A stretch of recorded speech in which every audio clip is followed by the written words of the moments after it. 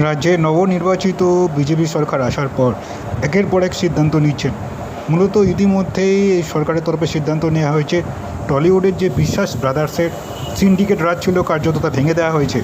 এবার টলিউডের যাবতীয় সমস্যার শুনতে অভিনেতা তথা বিধায়ক রুদ্রনীল ঘোষ বৈঠকে বসেছিলেন গতকাল। তার সঙ্গে ছিলেন টলিউডের অন্যান্য কলাকুশলী সৃজিত মুখার্জি সহ পরমব্রত চট্টোপাধ্যায়। সকলেই এই বৈঠকে একগুচ্ছ অভিযোগ যেটা জানা গেছে উঠে এসছে, সেই নিয়ে সাংবাদিকদের মুখোমুখি হয়েছিলেন রুদ্রনীল ঘোষ। তিনি জানালেন, এতদিন কাউকে ডেথ থ্রেট দেওয়া হয়েছে, কাউকে গুলি করে মেরে দেওয়ার হুমকি দেওয়া হয়েছে, এর থেকে ভয়াবহ ঘটনা আর হয় না। ভারতের কোনো ফিল্ম ইন্ডাস্ট্রিতে এটা ঘটেছে কি না তিনি জানেন না।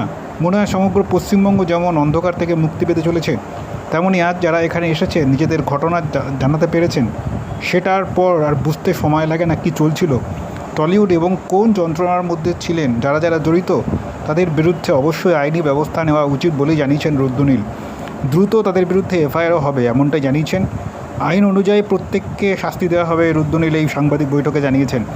নারী পুরুষ নির্বিশেষে দমন পীড়ন করা হয়েছে টলিপাড়া এতদিন জুড়ে, যেটা মোটেই কাম্য নয়। যেভাবে টলিউড চলছিল সেটা ভয়ঙ্কর। এই অবস্থা, এই নতুন যে সরকার বিজেপি সরকার এসছে, তারা এই অরাজকতা হুমকির ঘোর বিরোধী। এখানে সকলেই কাজ করবেন, পাশাপাশি একটা মুক্ত পরিবেশ থাকবে টলিউডে, গণতান্ত্রিক পরিবেশ থাকবে এমনটাই জানিয়েছেন।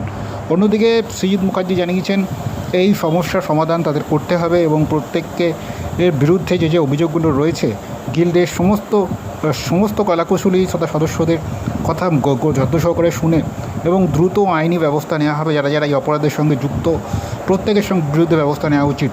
পাশাপাশি বিস্ফোরক দাবি করেছেন অভিনেতা পরমব্রত চট্টোপাধ্যায়। সকলেই জানেন যে গত শাসককালে তৃণমূল কংগ্রেসের জমানায় পরমব্রত বেশ ঘনিষ্ঠ হয়ে গিয়েছিলেন বিগত সরকারের।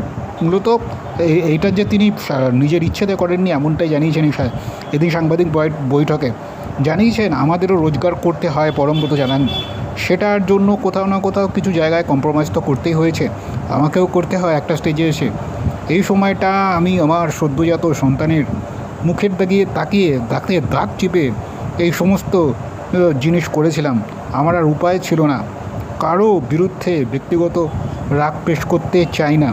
আমি চাই এরকম পরিস্থিতি আর কখনো টলিপাড়ায় না হয়। সব মিলিয়ে এবার নবনির্বাচিত বিজেপি সরকার টলিপাড়ায় যে খোলচন্দ্র যে বদল আনতে চাইছেন এবং সমস্ত সিন্ডিকেটের অবসান ঘটিয়ে এক নতুন পথে টলিপাড়া বা গোটা টলিউড আগামী দিনে ফিল্ম ইন্ডাস্ট্রি চলবে, এমনটাই সাংবাদিক বৈঠকে রুদ্রনীল ঘোষ তথা সকলেই জানিয়েছেন।